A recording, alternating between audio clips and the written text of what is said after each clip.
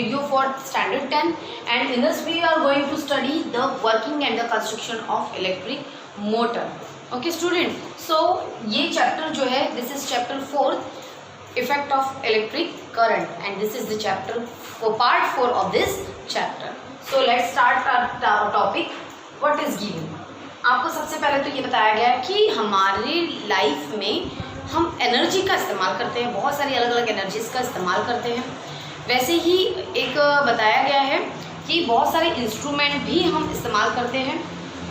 तो एक ऐसा इंस्ट्रूमेंट है जिसमें इलेक्ट्रिकल एनर्जी का मैकेनिकल एनर्जी में कन्वर्शन होता है. मैकेनिकल एनर्जी क्या होती है? जैसे फैन गोल गोल घूम रहा है ना, तो कुछ मैकेनिकल वर्क कर रहा है, तो हम इसे मैकेनिकल एनर्जी कह सकते हैं. जैसे वॉशिंग मशीन देख लेते हैं. वॉशिंग मशीन में इलेक्ट्रिक करंट सप्लाई करने पर वो गोल गोल वर्क करने लगती है, कुछ तो भी हलचल करने लगती है, तो उसे हम मैकेनिकल वर्क कह सकते हैं. तो एक ऐसी डिवाइस या कुछ ऐसा बोलेंगे, हम डिवाइस ही बोलेंगे, जो कि इलेक्ट्रिकल एनर्जी को, the device which change the electrical energy into, which convert the electrical energy into mechanical energy, that device is called as electric motor. तो यही वो इलेक्ट्रिक मोटर है. वैसे कि जनरेटर है, या फिर आप कह सकते हो, सॉरी जनरेटर नहीं बोलूँगी मैं, वो मिक्सर बोलूँगी, रेफ्रिजरेटर बोलूँगी, या फिर आप बोलेंगे कि वॉशिंग मशीन है, जो पानी की जो पंप ऊपर पानी ले पहुंचाया जाता है जिस मशीन द्वारा, जिसे मोटर कहते हैं, वो मोटर कहेंगे. वहाँ पर भी इसी तरीके का प्रिंसिपल यूज़ किया जाता है. वहाँ पर इलेक्ट्रिक मोटर का ही इस्तेमाल किया जाता है. जैसे छोटी रोटर मशीन होती है, वहाँ पर भी कोई चीज़ गोल गोल घूमती है, तो मोस्टली ऐसी जगह पे हम इलेक्ट्रिक मोटर ही यूज़ करते हैं. फ़ैन है तो वहाँ पर भी एक्सिल गोल गोल घूम रहा होगा, बीच का एक्सिल इसे कहते हैं. तो ये घूमने से उसके ऊपर लगे हुए जो प्लेट्स होते हैं वो भी गोल गोल घूमते हैं. तो ये क्या है, हम कह सकते हैं इलेक्ट्रिक मोटर है. तो अब आगे बढ़ेंगे. ये इलेक्ट्रिक मोटर कैसे वर्क करती है, इसे हमें देखना है. तो सबसे पहले जो कंस्ट्रक्शन देख लेते हैं. Here are two magnets, this is north pole, this is south pole. उन मैग्नेट के बीच में हमने इस वायर को लगाकर रखा है इन द रेक्टेंगुलर लूप. एक रेक्टेंगल बनाकर, वायर का रेक्टेंगल बनाकर हमने से दो मैग्नेट के बीच में सेट कर दिया है. उसके बाद this is resistive coating wire. ये वायर कैसा है? रेजिस्टिव कोटिंग, मतलब इसके ऊपर प्लास्टिक का एक कोटिंग होता है जिससे करंट नहीं लगता. हम अगर हाथ भी टच भी लगा ले तो करंट नहीं लगेगा. ओके. उसके बाद इन्होंने बताया कि ये जो वायर है, ये वायर इस दो, ये जो छोटे छोटे स्प्लिट रिंग नजर आ रहे हैं आपको, दो रिंग्स जैसे नजर आ रहे हैं, वो इस तरीके के होते हैं, हाफ होते हैं, आधी. ओके स्टूडेंट, ये आधी स्प्लिट रिंग है और इन्हें क्या अटैच है? ये जो दो वायर है इनके एंड अटैच है. ओके. फिर उस वायर के ये जो स्प्लिट रिंग है उसके बाहर आपको ये कार्बन ब्रशेस नजर आ रहे होंगे, छोटे छोटे जो दिख रहे हैं. ये एक दिख रहा है और ये एक दिख रहा है, इसे हम कार्बन ब्रशेस कहते हैं. और ये कार्बन ब्रशेस का काम क्या है? तो ये जो आउटर वायर है ये स्टेशनरी कार्बन ब्रशेस होते हैं. इसका मतलब क्या है? तो इस पूरे फिनोमेना में क्या होगा, ये जो स्प्लिट रिंग है ये गोल गोल घूमेगी. स्प्लिट रिंग गोल घूमेगी लेकिन कार्बन ब्रशेस गोल नहीं घूमेगी. Clear student? तो कार्बन ब्रशेस जो है स्टेशनरी है, वो वहीं पर स्थिर रहने वाले हैं, और उसे ये वायर है अटैच, ये बैटरी अटैच है, स्विच अटैच है. आपको कंस्ट्रक्शन क्लियर हो गया होगा. हाँ, एक और बात रह गई है, बीच में जो आपको ये जो रॉड जैसे दिख रहा है, इसे हम एक्सेल कहते हैं. ठीक है. तो ये एक्सेल गोल गोल घूमने वाला है, पर इसे घूमने के लिए एक प्रोसेस होनी पड़ती है. उस प्रोसेस को हम पढ़ेंगे जिसे हम कहते हैं वर्किंग. अभी हमने क्या पढ़ा है? इसका कंस्ट्रक्शन पढ़ा है स्टूडेंट. अब स्टूडेंट्स, इसे वर्किंग स्टार्ट करने के पहले मैं कुछ टर्म्स बता देती हूँ आपको. ये कार्बन ब्रश है जिसे कार्बन ब्रश है जिसे नाम दिया गया है ई एंड एफ. मैंने जो लिखा नहीं है मैं लिख देती हूँ अभी. ई एंड एफ नाम दिया गया है. ये जो एक्सेल आपको दिख रही, सॉरी स्प्लिट रिंग्स दिख रहे हैं, इसे हमने एक्स वाई नाम दिया है. एक का एक्स है इधर साइड का, और इधर साइड का जो है उसका नाम वाई है. ओके. ये ए बी सी डी ये पॉइंट के नाम है. ओके स्टूडेंट, इस पॉइंट के ये लूप घूमेगा तो इसके साथ साथ हम इस पॉइंट को भी चेंज करने वाले हैं. क्लियर? ये ए बी अगर इधर जाता है तो ये डी और सी इधर आ जाएगा. इस तरीके से कुछ होने वाला है. बाकी मुझे कुछ बताने की जरूरत नहीं है। बस ये कार्बन ब्रश जो है ये वायर को कनेक्ट नहीं करता है, आपको इतना ध्यान में रखना है। कि आपको ये दिख रहा है अपनी बुक में कि ये डायरेक्टली कार्बन ब्रश को ही अटैच है। एक्चुअली में ये वायर जो है ये कार्बन ब्रश को अटैच नहीं है, स्प्लिट रिंग के साथ अटैच है। ठीक है, अगर कार्बन ब्रश से सिर्फ स्प्लिट रिंग को जोड़ने का काम किया गया है, ये आउटर जो वायर है इससे इस कार्बन ब्रश की मदद से इस स्प्लिट रिंग को जोड़ा गया है। Clear student? मतलब कार्बन ब्रश आपको स्टेशनरी दिखेंगे वहां पर, बाकी अंदर का पार्ट जो है वो मूव होगा। किस तरीके से होगा देखते हैं। सबसे पहले तो हमने यहाँ बैटरी लगा दी है, करंट जो है वो इस तरीके से फ्लो होगा। ओके, इस एरो से मैं आपको बताती हूँ। फिर कार्बन ब्रश के थ्रू इस स्प्लिट रिंग में जाएगा और इस स्प्लिट रिंग के में से इस वायर में जाएगा। ओके, ऐसा इस तरीके से होने वाला है। मेरा भी यहाँ पर बहुत प्रॉपर नहीं दिख रहा है, बट आपको समझा देती हूँ मैं कि करंट जो है स्प्लिट रिंग में जाएगा कार्बन ब्रश के थ्रू, स्प्लिट रिंग से फिर जाएगा इस वायर में, इस तरीके से यहाँ जाएगा। ओके स्टूडेंट, अब जिस समय पे ये करंट यहाँ से पास होगा, ठीक है, तो यहाँ पर एक फोर्स लगेगा। फोर्स कौन सा लगता है? हमने फोर्स पढ़ा था जिसमें दिया गया था फ्लेमिंग्स लेफ्ट हैंड रूल में आपको दिया गया था, जिसमें हम ये बता सकते हैं कि जिस समय ये करंट यहाँ से पास होने वाला है तो फ्लेमिंग्स लेफ्ट हैंड रूल के अकॉर्डिंग ये इस तरीके से उसकी डायरेक्शन होगी। ये होगा करंट का डायरेक्शन, ठीक है, ये होगा मैग्नेटिक फील्ड और ये होगा फोर्स। ओके स्टूडेंट, तो इसका मतलब क्या है? तो इस वायर को फोर्स कहाँ लगने वाला है? नीचे की डायरेक्शन में लगने वाला है। क्लियर?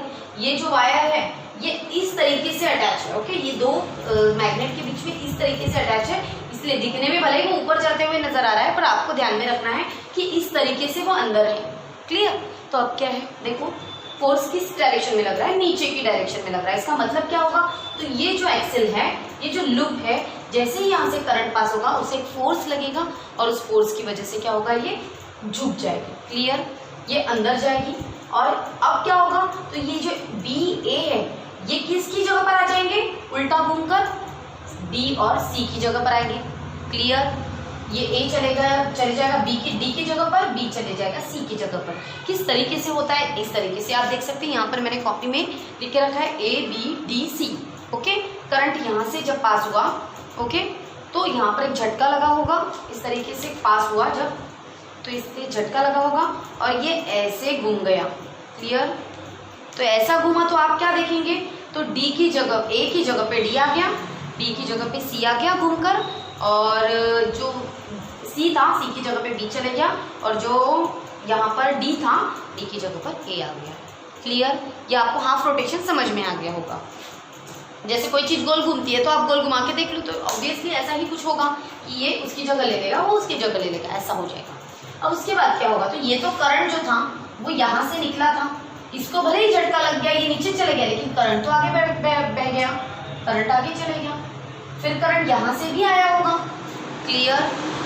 यहाँ से भी आया होगा, पर तब तक के क्या हो गया? ये करंट जब तक के यहाँ पर आए तब तक कि ये तो घूम गया था। क्लियर? पूरा नहीं गया, बस यहाँ पर आए तब तक के, यहाँ पर आने का ही था वो, तब तक के घूम गया तो क्या होगा? ये करंट की डायरेक्शन कैसी नजर आएगी आपको? नीचे की डायरेक्शन में नजर आएगी, ऐसा ही कुछ आपको नजर आएगा। क्लियर? ये डी है, ये सी है, ये बी है और ये ए है। क्योंकि क्या हुआ? ये जो करंट है यहाँ से पास हुआ तो ये तो नीचे की डायरेक्शन में शो हो रहा है, लेकिन ये वाली जगह जो है घूमकर कैसे हो गई? ऊपर से इधर साइड आ गई। तो ये जो करंट की डायरेक्शन है ऐसी नजर आएगी, ऐसी नहीं, ऐसी नजर आएगी इधर साइड में। ओके, बैक पीछे जाते हुए नजर आएगी हमें। आप थोड़ा सा इमेजिनरी कंसेप्ट है इसलिए थोड़ा ध्यान देंगे।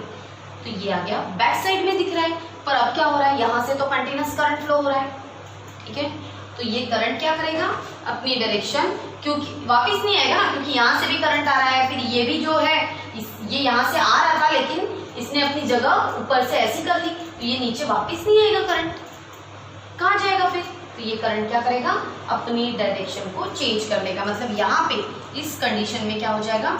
ये डायरेक्शन उसकी ऐसी हो जाएगी, बदल जाएगी।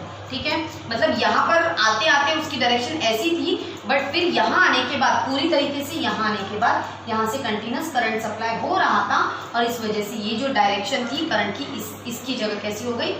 ऐसी हो गई, सीधी हो गई। तो इसीलिए आपके लास्ट सेंटेंस में लिखा हुआ है कि every half rotations the direction of the current half rotation and the loop the axle continues to rotate. Sorry, मैं एक बार पढ़ लेती हूँ। नीचे से सेकेंड लास्ट लाइन में फोर्थ लाइन में दिया है, thus the current in the loop is reversed after each half rotation. हर हाफ रोटेशन में क्या होता है, करंट की डायरेक्शन चेंज होती है। तो वो चेंज कैसे होती है वो मैंने यहाँ पर आपको क्लियर कर दिया है। फिर से एक बार मैं बताना चाहूँगी कि जैसे ये करंट यहाँ से जाते जाते यहाँ आया, लेकिन यहाँ आने का ही था, वो डायरेक्शन तो यही थी, बट तब तक ये क्या हो गया, इसे झटका लग गया, फोर्स लग गया था। तो फोर्स लगने की वजह से ये नीचे चला गया और इसने उसकी जगह ले ली। ठीक है, फिर करंट कैसे, आपकी बुक में दिया कि करंट बहने लगा है DCBA। एक्चुअल में क्या होता है, DCBA उल्टा थोड़ी करंट बहता है। देखो, करंट उल्टा नहीं बह रहा है, करंट तो यहीं से आ रहा है, जगह बदल गई है। ये D यहाँ आ गया, ये C यहाँ आ गया, ये B वहाँ चले गया और ये A वहाँ चले गया। इसी का मतलब करंट क्या बहने लग गया है, ये यहाँ पर D हो गया, इस तरीके से कुछ हो गया होगा, DCBA। ओके स्टूडेंट, तो ये करंट अब कैसे बहने लगा है, DCBA, ऐसा बहने लगा है। अब जब ये करंट DCBA बहने लगा, तब इसने तो करंट ने तो डायरेक्शन चेंज कर ली, रिवर्स कर ली अपनी, है ना। सीधा इस डायरेक्शन में था, लेकिन वो सीधा हो गया। अब क्या होगा, तो इसे भी एक झटका लगेगा, है ना। ये फिर से इसको, जैसे करंट यहाँ से पास होने लगा, सीधे जाने लगा, तो वैसे इसको झटका लग गया। तो झटका लगा तो क्या होगा, फिर से ये DC जो है, मतलब यहाँ पर जो CD रहेगा वो फिर से उधर जाएगा, इस तरीके से एंटी क्लॉकवाइज घूमेगा। फिर AB इस जगह पर आ जाएगा और CD उस जगह पे चले जाएगा। फिर से वही प्रोसेस होगी जब तक कि यहाँ DC में से करंट यहाँ से यहाँ तक आए। ये जो AB पार्ट था वो इधर आ गया। अब AB पार्ट इधर आ गया, मतलब करंट जो था इस डायरेक्शन में आया था, लेकिन जैसे वो इधर आ गया तो यहाँ से कंटिन्यूस करंट फ्लो होने की वजह से इस करंट की जो डायरेक्शन थी वो ऐसी ना दिखे, कैसी दिखेगी, फिर से ऐसी हो जाएगी। क्लियर स्टूडेंट, दिखेगी नहीं तो ऐसी हो ही जाएगी। तो ये था रिवर्स ऑफ करंट, और दूसरा हर बार उसको झटका लगते जाएगा तो ये गोल गोल गोल गोल घूमते जाएगा। तो एक बार AB नीचे जाएगा तो DC उसकी जगह पर आएगा, फिर एक बार DC नीचे जाएगा, फिर AB उसकी जगह पे आएगा, फिर AB नीचे जाएगा, DC उसकी जगह पे आएगा, और ऐसे करते करते करते करते जो है ये एक्सेल आपको कंटिन्यूस एंटी क्लॉकवाइज डायरेक्शन में रोटेट करते हुए नजर आएगी। तो ये एक्सेल घूमने लगेगा। यहाँ तक आपको क्लियर होगा। अब एक और बात मैं आपको थोड़ी क्लियर कर दूं कि ये कार्बन ब्रशेस लगाने का मतलब क्या उसके पीछे रीजन क्या होगा। तो